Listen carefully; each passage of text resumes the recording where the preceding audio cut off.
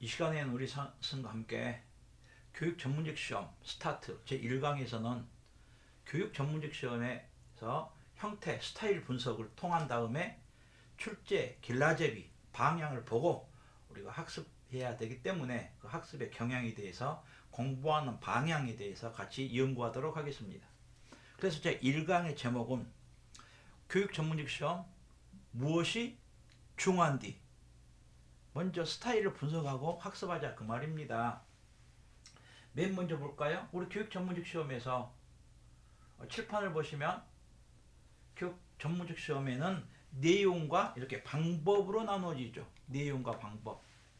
그리고 교육 전문직 시험에서 내용은 어떤 내용을 우리가 학습할 것이고 방법은 얼마만큼 잘 쓸 것인가. 다시 말씀드려서 교육 전문직 시험에서 내용 측면과 플러스 뭐죠? 방법 두 가지에서 결정한다 생각하시면 되겠습니다. 내용은 정책 내용, 방법은 뭐 브랜드라든지 창의성이라든지 논술의 틀, 기획의 틀을 만들어서 이렇게 쓰는 방법. 그러면 내용은 어떤 것이고 그리고 방법은 어떤가에 대해서 선생님과 같이 연구토록 하겠습니다. 맨 먼저 뭐죠? 방법적인 측면을 같이 한번 볼까요? 방법에서는 맨 처음에 가장 우리 교육 전문직 시험에서 중요한 것 중에 하나가 열심히 공부하는 게 중요한 게 아니라 그것도 물론 중요합니다. 열심히 공부하는 것도 중요하죠. 중요합니다만은 강력한 스터디를 요구합니다. 왜냐하면 우리 교육 전문직은 강력한 스터디를 통해서 얻을 수 있는 방법이 뭘까요? 얻을 수 있는 방법은 이해력과 그리고 그 정책에 대한 이해력, 정책에 대한 이해력이죠. 이해력. 그리고 정책에 대한 이해를 통해서 현장에서 얼마만큼 현장에서 우리가 적용할 수 있는가. 다시 말씀드린다면 현장에서의 적용력입니다. 그리고 현장에서 적용해서 이것을 어떤 우리가 장학사로서 우리 교육 전문직으로서 어떻게 현장에서 우리가 앞으로는 어떤 정책을 우리가 수립해서 나갈 것인가. 우리가 장학사가 할 일이거든요. 우리가 교육 현장에서 하다 보면 문제점이 많이 부딪히겠죠. 그 문제점을 가지고 어떻게 앞으로 우리가 개선해서 보완해서 A라는 브랜드, B라는 브랜드를 가지고 정책을 추진하고 지원하고 그 정책을 활성화시키는 목적이 우리 교육 전문직의 장학사의 목적이라는 것을 알고 계실 겁니다. 그래서 우리는 단순히 지식만 외운 것이 중요한 게 아니라 기본 정책은 물론 뼈대는 외워야 되겠죠. 그러나 이해를 통해서 현장에서 우리가 활용해서 그 정책을 어떻게 수립해 나가는 방향, 정책을 수립해서 우리가 지원해 줄 수 있는 이런 장학사가 돼야 된다는 점에서 강력한 스터디를 하는데 문제점 많죠. 우리가 뭐 커피숍이나 스터디룸 같은 것을 빌려서 우리 선생님들이 스터디 많이 합니다. 어떤 우리 선생님이 그래요. 스터디 하는데 관둬 버렸다 그래요. 아니 왜 관둬놓냐 그랬더니 맨날 스터디 5분인가 하는데 맨날 두 분은 5분 중에서 2분이나 3분은 어떤 자료를 학습해서 이렇게 발표를 하고 자료를 제공해요. 근데 항상 2분씩은 5분 중에서 2분 정도는 3분 정도 안 해온답니다. 그럼 미안하니까 밥 사준대요. 그러니까 이번에는 다음부터는 열심히 합시다. 회식한답니다. 그러다 보니까 날마다 술 먹는 스터디가 되더라. 그리고 문제점 많죠, 선생님. 물론 스터디는 그래서 이런 문제점을 해결하기 위해서는 강력한 스터디. 정말로 스터디 밥 먹는 모임이 아니잖아요, 선생님. 그래서 우리는 그 시간을 줄이고 정말로 강력한 스터디를 통해서 우리가 고득점 맞는 비결, 정책을 연구하고 현장에서 실현하고 그리고 창의력을 어떻게 쓰겠는가 강력한 스터디가 중요하다는 것을 말씀드렸고, 두 번째 또 뭐가 나오죠? 중요하다고 생각되는 것은 수시로 우리 선생님이 정책을 정리하셔야 됩니다.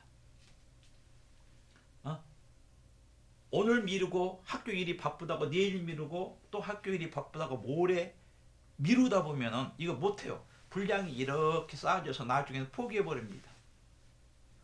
그래서 항상 수시로 이것을 내 것으로 소화시키려는 것. 두 번째는 우리 정책에 있어서 선생님이 소화력이 있어야 소화시켜야 됩니다.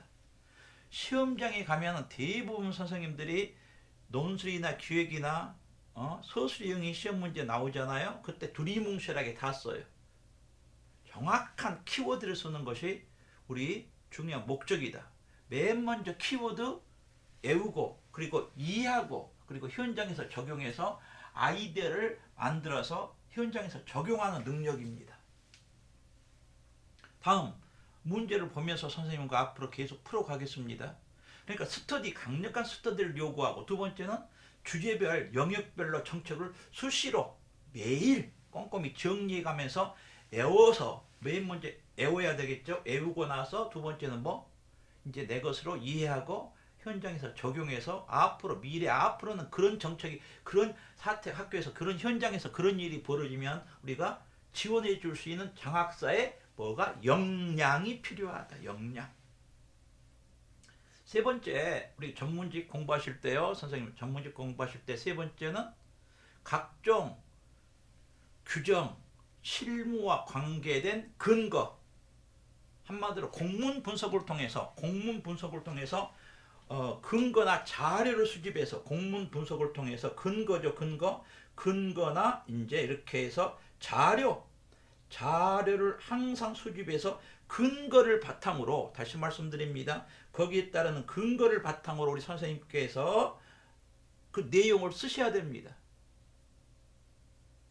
중요한 것은 근거를 바탕으로 쓰는 거하고, 근거를 바탕하지 않고 자기의 주체적인 어떤 자기의 사상만 쓴다면, 자기의 이론만 쓴다면 점수가 나오지 않습니다.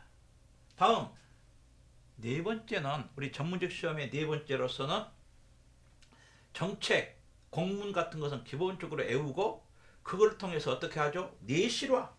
그리고 전문직 시험에서 논술이든 기획이든 가장 많이 나온 게 뭐죠? 활성화 방안에 대해서 논하라, 기획하라.